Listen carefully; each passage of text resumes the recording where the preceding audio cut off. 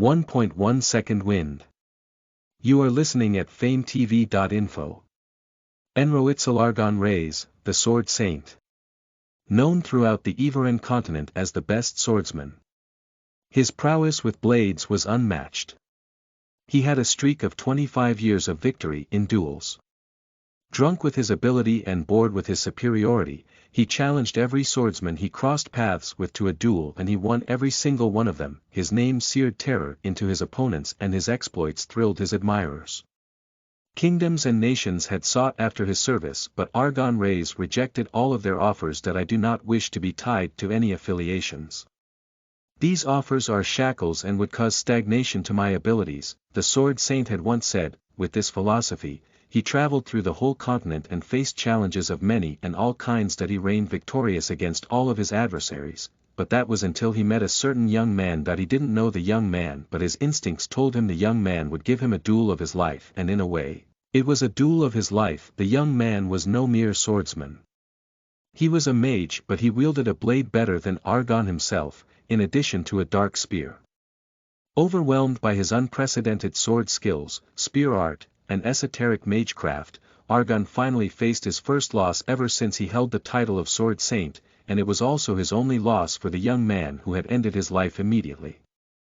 Argon's last memories was of the young man bringing his obsidian steel spear through his chest. What made Argon all the more intrigued was that the young man claimed his head after he had ended his life.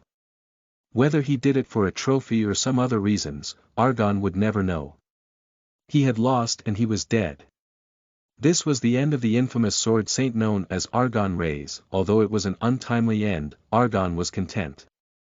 For the most parts at least, there was one secret that he carried with him to his grave. Not even his closest of friends knew about this, for he considered it to be his greatest shame that he had died a virgin at the age of 40.6. Yes, the great Sword Saint, Argon Reyes was and still a virgin at his death. At the end of his life, that was his sole regret. Victory and achievements do not come without sacrifices, and the preservation of his chastity was his sacrifice for his title as the Sword Saint.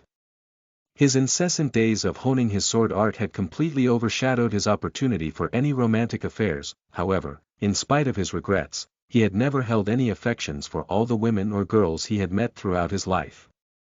Sure, he met some of the most beautiful ladies, but at most, it made his mind appreciate their beauty, it made his manhood throb, but it never did resonate with his heart. He was always curious about this aspect of his that he once told himself he would never lay with a woman he didn't have any heartfelt emotion for.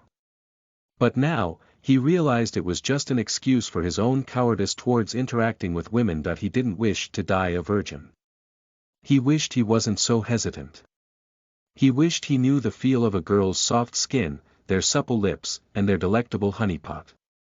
Oh, how he wished to know what a girl would feel like in his embrace. That he cursed himself of his own ambivalent nature. He cursed it heartily and acutely as he felt his soul left the earthen soil and ascended to the heavens. A bright and dazzling light consumed his vision. It's all too late, I guess, that he told himself as he let himself be swallowed by the brilliant radiance. Oh, what I would give for the sake of knowing a woman's touch at his point. And then he heard a string of soft titters that he didn't know where it came from. He didn't even know if it was real. He was dead. It could be just his memories and lamenting mind playing tricks on him. The immense light eventually faded off. Suddenly, he felt something solid beneath him. It was soil. He blinked at his new surroundings. Where am I? Argon Reyes asked himself as he remained seated on the ground, littered with dead leaves, in a W position. Everywhere he looked, there was nothing but trees. Even though he didn't recognize the location, he knew one thing: this wasn't Ivoran. He had pretty much been to all parts of the continent, and Ivoran had no such forest. How could he tell? The collection of flora. They weren't foreign nor peculiar to his knowledge, but he had never seen these kinds of trees and plants in one place. It just wasn't possible on Ivoran. Therefore, he concluded, he was not in Ivoran. Perhaps it's another continent or another world. Ha ha ha. What am I saying? Didn't I die? How could I be in another continent? There was no one here to answer his thoughts. This heaven, but it didn't look like the heaven he knew from the countless literature he had read. Or is this hell? It was also a possibility, but the atmosphere was nothing like hell. If anything, it was neutral. There was no smell of blood or the remnants of suffering. It was certainly no grounds of despair. It was just a forest, he told himself. Am I still alive somehow? He questioned, but there were no answers to be found anywhere. As he began to move his body, he immediately stopped. Something felt wrong. What the fuck? It was an immediate cause for concern. He was the Sword Saint. He knew his own body the best, and the fact he was completely unfamiliar with what he was feeling right now, all of the panic alarms in his head went off. He felt light. He tried moving his hands, wiggled his toes and stretched his neck. Everything felt different than he was used to. He wasn't just light, he realized, he was extremely light. He looked at his arms. It was covered in some baggy sleeves. He was in some strange clothing, he realized. The fabric looked expensive even to someone like him that had no discerning eye for fabrics and textiles. When he pulled up his sleeves, he saw that his arm was as thin as a reed. There were no longer any muscles to these scrawny arms of his. And his skin too, was of pale whitish tone.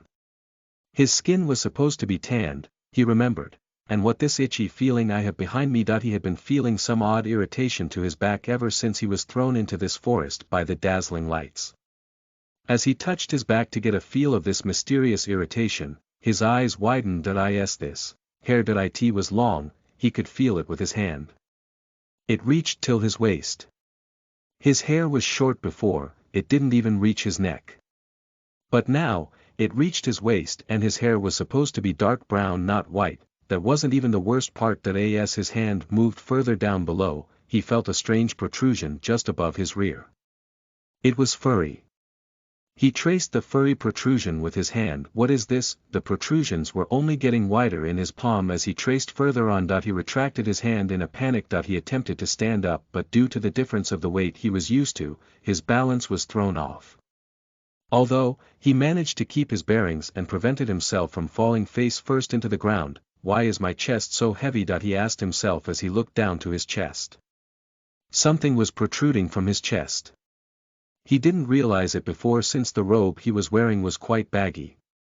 Now that he was standing and the robe was accentuating his figure, he was introduced to a new set of plights. What greeted his eyes was a pair of ample mounds. Breasts. He cupped the twin mounds for confirmation, incurring a soft and high-pitched moan from himself. He immediately pulled his hands back, horrified at the sound that was most likely his own. What's happened to me? He screamed in his mind, and then, a wave of information surged into his mind. Aranthea. Forest. Kin, Fox. Kin level. 1 status.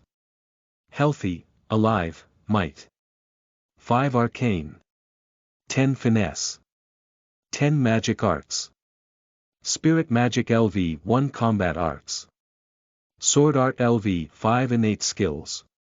Self-appraisal LV X, night vision LV X, sixth sense LV X, toxin resistance LV 1. What is all this? Are these my stats and information? Although this was a novelty to Argon, he wasn't completely unfamiliar with it. After all, this kind of setting was one of the famous pastime literatures in Iveren.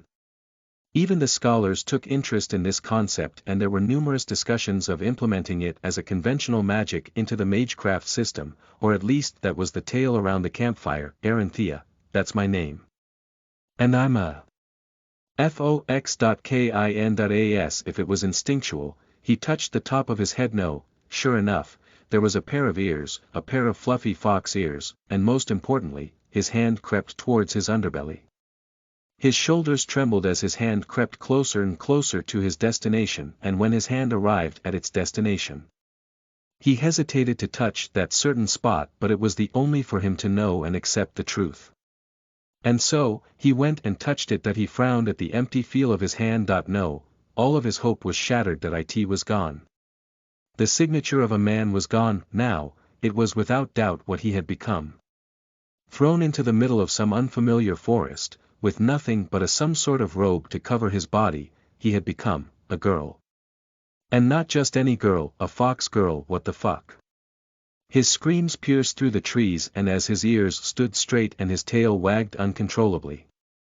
Listen to the full novel at famvetv.info, direct link in the description.